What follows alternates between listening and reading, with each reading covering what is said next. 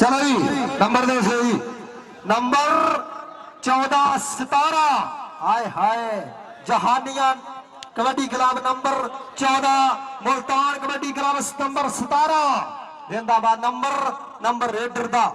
number 27 दा कबड्डी इस time खेड ground दे विच पई होई आ एक कुदरतुल्ला पठान आ बाई साईवाल दा मुंडा आ खेडण कबड्डी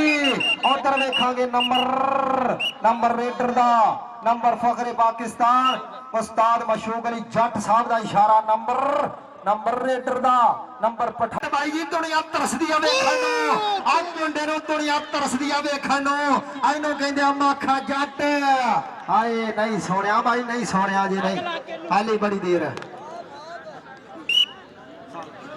तुम्हें साल लग रूफी जट